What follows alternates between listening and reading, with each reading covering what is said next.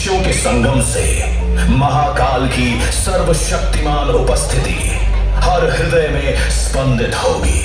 आपसे निवेदन है कि अपने सेल फोन्स को साइलेंट मोड या फिर ऑफ कर दीजिए ताकि इस शो का आप भरपूर आनंद ले पाएं। इस शो के प्रस्तुतकर्ता है उज्जैन स्मार्ट सिटी लिमिटेड, निष्पादक है मध्य प्रदेश पर्यटन।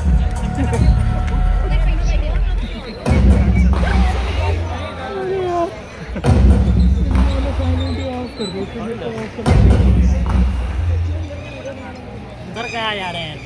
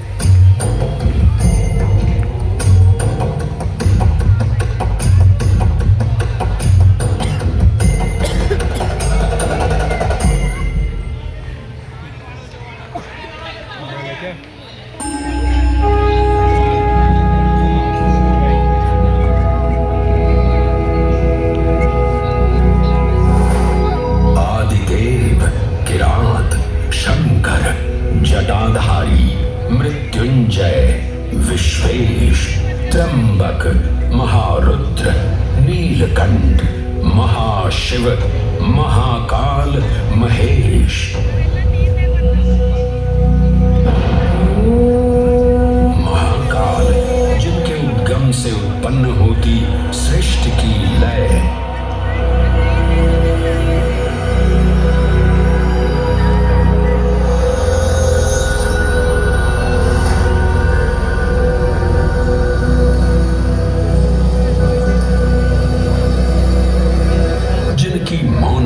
सन्निहित है समस्त ब्रह्मांड की माया। इन महान देव को नमन करने से पूर्व आइए वंदन करें उस रूप को जो स्वयं शिव से पहले पूजित होते हैं, श्री गोपू बालेश्वर। जब एक 5 वर्षीय बालक ने राजा चंद्रसेन को अपनी अमूल्य मणि की रक्षा हेतु महाकाल की उपासना में लीन देखा तो वो भी भक्ति में तल्लीन हो गया। माँ के बार बार बुलाने के बावजूद वो अपनी पूजा में एकाग्र रहा। उसकी श्रद्धा से प्रसन्न होकर भगवान शिव स्वयं उसके घर लिंग के रूप में प्रकट हुए। इस बालक की भक्ति से प्रभावित होकर चंद्रसेन सहित अन्य राजा भी वहां पहुंचे, जहां स्वयं भगवान हनुमान ने भी दर्शन देकर उद्घोष किया कि इसी वंश में नंद जन्म लेंगे, जिनके पुत्र होंगे विष्णु भगवान के अवतार श्री कृष्ण। ये परंपरा न केवल बाल भक्ति की प्रतीक है, बल्कि गुरु शिष्य परंपरा, तांत्रिक साधनाओं और क्रमिक पूजन की विधियों से भी जुड़ी है। मंदिर परिसर में स्थित एक छोटा मंदिर श्री गोपू बालेश्वर महादेव मंदिर आज भी इस घटना की स्मृति को संजोए हुए है। महाकाल जो हर परमाणु और कोशिका में है, हर पल हर क्षण में। महाकाल जो है इस महानगर उज्जैन और नदी शिप्रा के कण कण में। आइए सुने उसी पावन नदी शिप्रा से महादेव की अद्भुत गाथा।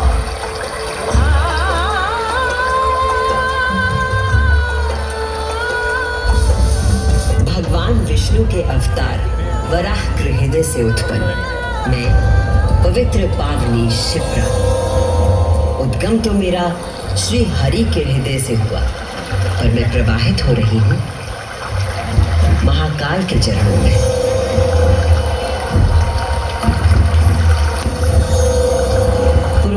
में मुझे कई नाम प्रदान किए गए हैं। जबरधनी, पाप धनी, अमृत संभवा और शिप्रा।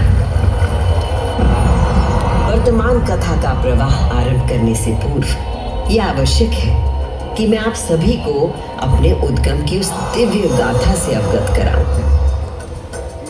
जिसे जानकर आप अचंभित हो जाओगे। मेरा उद्गम ऋषि अत्रि से जुड़ा है,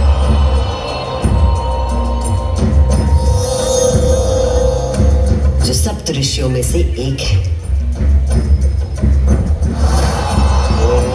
जब ऋषि अत्रि ने उज्जैन में 3000 वर्षों की कठोर तपस्या पूरी की और अपनी आंखें खोली, तो उन्होंने देखा कि उनके शरीर से 2 महान प्रकाश धाराएं निकल रही थी। पहली धारा आकाश की ओर गई और कहा जाता है कि वो चंद्रमा में परिवर्तित हो गई।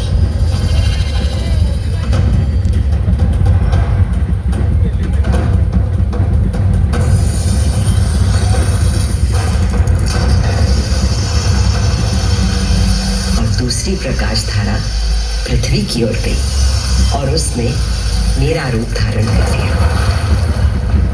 और उस प्राचीन काल से बहती आ रही हूं मैं, इतिहास, आध्यात्मिकता, दिव्यता की कहानियां अपने साथ लेकर।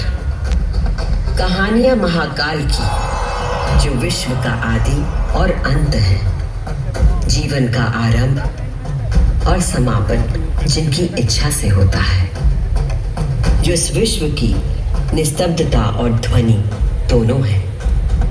कर्पूरगौरं करुणावतारं संसार सारं भुजगेन्द्रहारं सदा वसन्तं हृदयारविन्दे भवं भवानी सहितं नमामि। कर्पूरगौरं करुणावतारं संसार सारं भुजगेन्द्रहारं सदा वसन्तं हृदयारविन्दे भवं भवानी सहितं नमामि। कर्पूरगौरं करुणावतारं संसार सारं भुजगेन्द्रहारं सदा वसन्तं हृदयारविन्दे भवं भवानी सहितं नमामि। कर्पूरगौरं करुणावतारं संसार सारं भुजगेन्द्रहारं सदा वसन्तं हृदयारविन्दे भवं भवानी सहितं नमामि। महाकाल की महागाथाएं इतनी विस्तृत हैं कि वे काल और अंतरिक्ष की सीमाओं को पार कर सकती हैं। और आज मैं आपको इन कथाओं का केवल एक संक्षिप्त अंश प्रस्तुत करूंगी, केवल कुछ चुनिंदा मोती। समस्त सृष्टि महाकाल की अद्वितीय चेतना का संचार है, परंतु जिसके हृदय में स्वयं महाकाल की दिव्य चेतना प्रवाहित होती है, वही है मेरे तट पर स्थित उज्जैनी। स्कंद पुराण में अवंती खंड के अनुसार अवंतिका यानी उज्जैनी सप्त सागर के अस्तित्व के बारे में बताया गया है, जिनमें से एक है रुद्र सागर।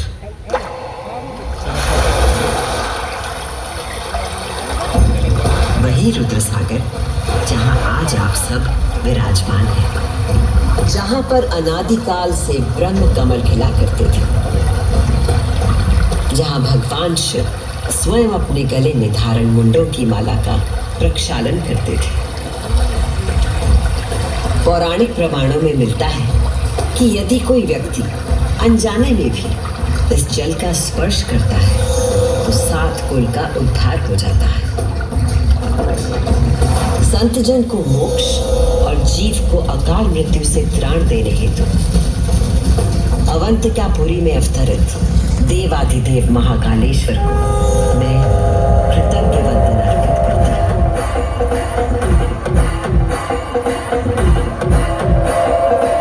आज मैं शिप्रा देवी आपको उन्हीं महाकाल की शिव पुराण में उल्लिखित एक गाथा सुनाती हूँ।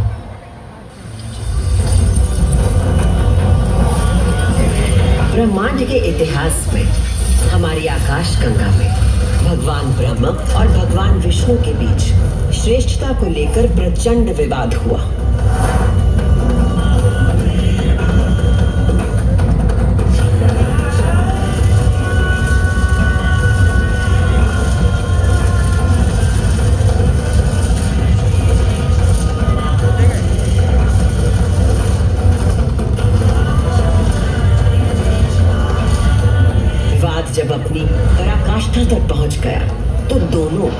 अपने अपने दिव्यास्त्र लेकर आपस में युद्ध करने के लिए तैयार हो गए। स्वर्ग में हाहाकार मच गया।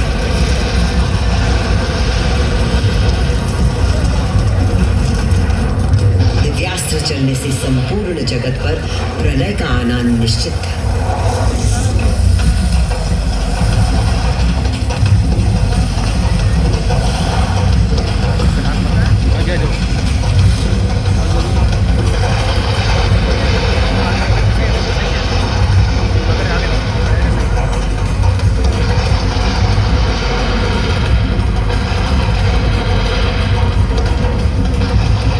सृष्टि को उनके प्रकोप से बचाने के लिए और इन दोनों के विवाद को रोकने के लिए भगवान शिव को माया रचनी पड़ी।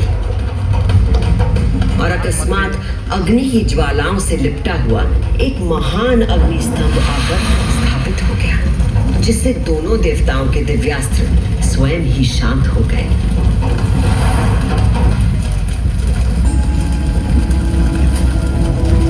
एक ऐसा अग्नि स्तंभ जिसका ना कोई आदि था न अंत था। दोनों देवों ने अनुभूत किया कि इस स्तंभ के पीछे निसंदेह कोई अद्वितीय अलौकिक शक्ति निहित है। वे दोनों बोल उठे, हे महाप्रभु, आप हमें अपने यथार्थ रूप के दर्शन कराइए। तब उस स्तंभ से महादेव स्वयं प्रकट हुए।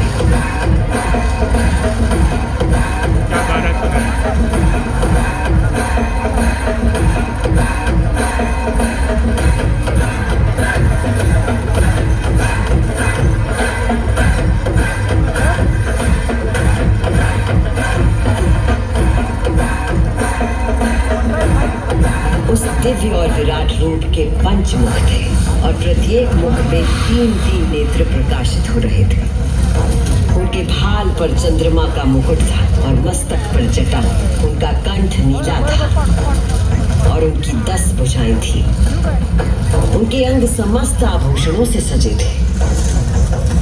उनके मस्तक पर भस्म का त्रिपुंड था।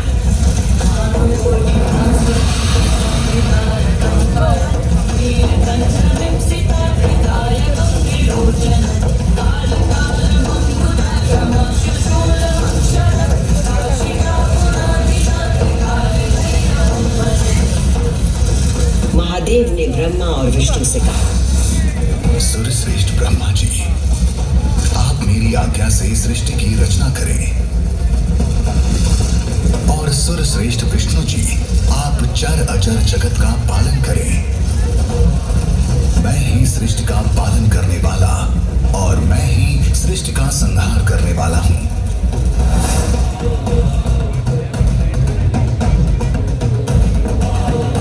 मैं ही ब्रह्मा, विष्णु और रुद्र नाम से 3 रूपों में बटा हूं।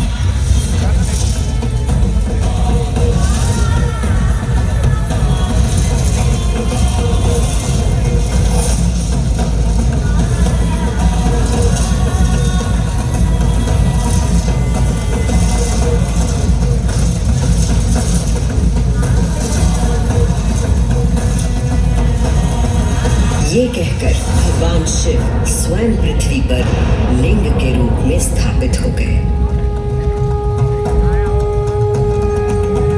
उस बल से इस लोक में लिंग पूजा का विधान प्रारंभ हुआ।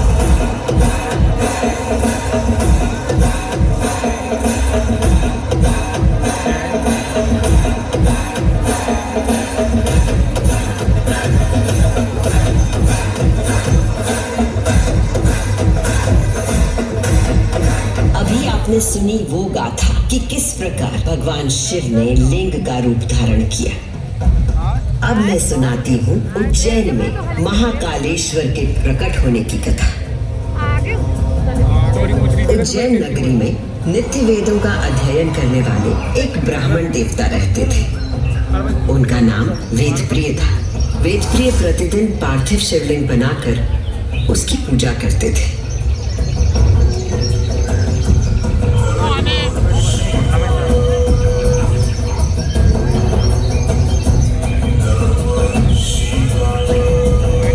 वेदप्रिय के शिव पूजा पारायण और भगवान शिव में आस्था रखने वाले 4 तेजस्वी पुत्र थे।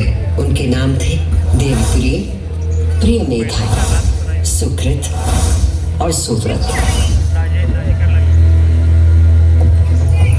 चारों सद्गुणों में अपने धार्मिक पिता से कम न थे।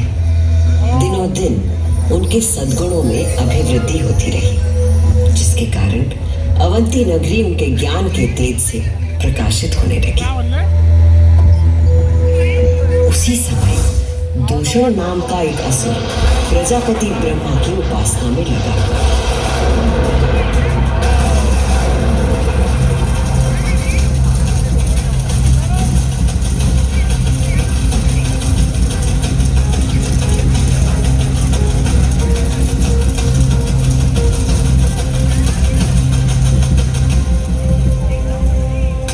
ब्रह्मा जी से अजय होने का वर पाकर दूषण वेद, धर्म और धर्मात्माओं पर आक्रमण करने लगा।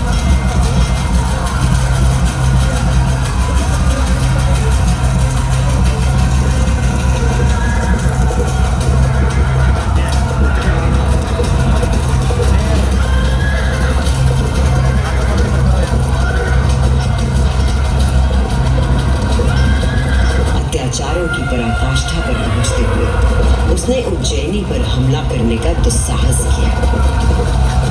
उज्जैनी में त्राही त्राही मच गई। मेरे दैत्य सेना नायकों, तुम चारों दिशाओं में जाओ और उज्जैनी में जहां कहीं धर्म पर चलने वाला, वेदों का अध्ययन करने वाला दिखाई दे, उसका नाश करो।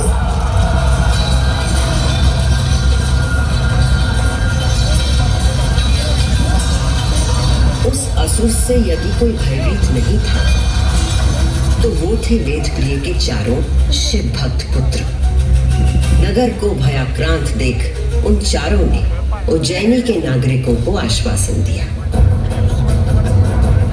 उज्जैनी के नागरिकों, आप सभी अपने भक्तों पर सदा कृपा करने वाले भगवान शंकर पर विश्वास रखें और उनका ध्यान करें।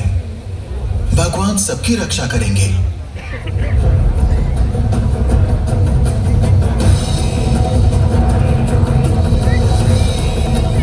मंत्रोच्चार का आवेग बढ़ गया।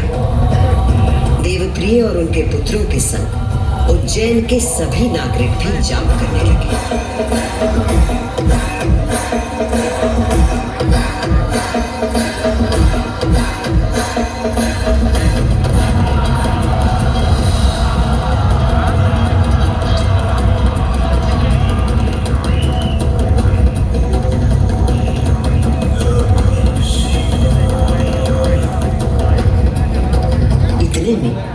असुर दूषण अपनी सेना के साथ वहां पहुंच गया और उसने वेदप्रिय के पुत्रों को देख अपने सैनिकों को आज्ञा दी।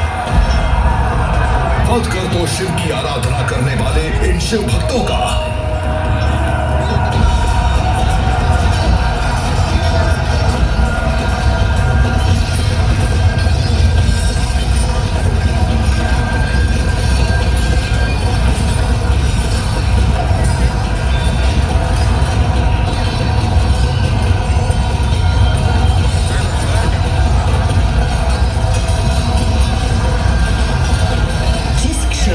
दुष्ट असुर दूषण ने उन निर्दोष व्यक्तियों की हत्या का आदेश दिया, उसी क्षण पूजा किए जा रहे पार्थिव शिवलिंग के स्थान पर भयंकर विस्फोट के साथ एक गर्त हो गया और उस गर्त से घोर गर्जना कर प्रकट हुए महाकाल।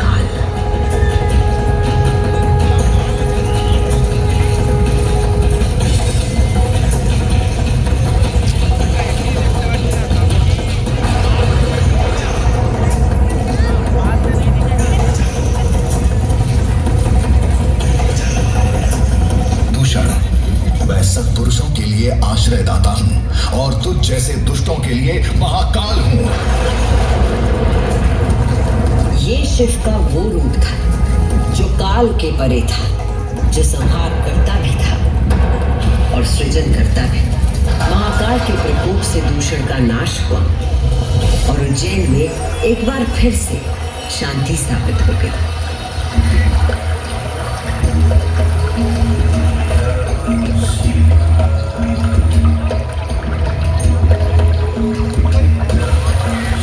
उज्जैनी के लोगों की आस्था से प्रसन्न भगवान महाकाल ने उन्हें वरदान मांगने को कहा। उज्जैन के निवासियों ने भगवान महाकाल को उनके भक्तों की रक्षा करने के लिए उसी स्थान पर सदा के लिए विराजमान होने को कहा। तब देवादिदेव उज्जैन में ही विराजमान हो गए और वहां चारों ओर की एक एक कोस भूमि ज्योतिर्लिंग रूपी भगवान शिव का स्थल बन गई। इस अद्भुत घटना की साक्षी बने समस्त देवता, गंधर्व और ऋषि मुनि। उज्जैन का वातावरण दिव्य ध्वनियों और मंत्रों से गूंज उठा।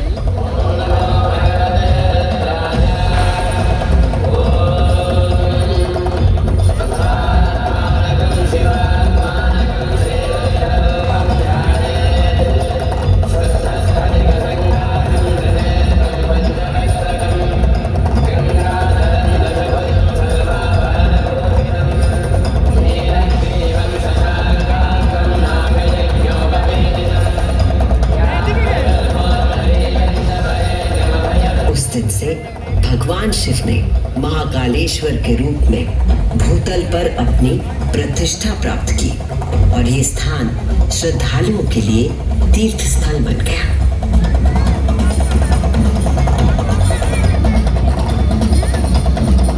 शिव पुराण में 12 ज्योतिर्लिंगों में से एक महाकालेश्वर ज्योतिर्लिंग।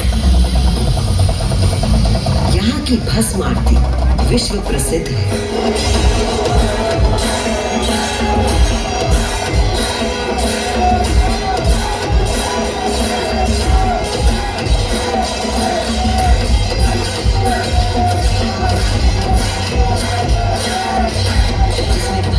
भगवान का श्रृंगार किया जाता है क्योंकि महाकाल की तरह भस्म अविनाशी और अपरिवर्तनीय होता है। इस आरती की शक्ति और महिमा ऐसी है कि भक्तों के सारे पाप समाप्त हो जाते हैं। केवल इतना ही नहीं, उज्जैन वो नगरी है जहां मानव शरीर पूरे ब्रह्मांड के साथ सामंजस्य स्थापित करता है।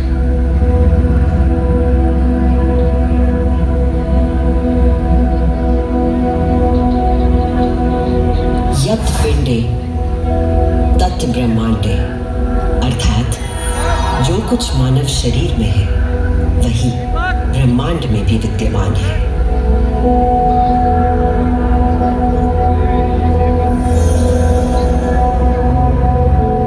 ब्रह्मांड के सृजनकर्ता महाकाल के आशीर्वाद से मैं शिप्रा आपको उज्जैन तथा महाकाल की शक्ति, भक्ति और मुक्ति की गाथाएं सुनाती रहूंगी। काल का प्रवाह अनंत है, इसलिए जब तक महाकाल है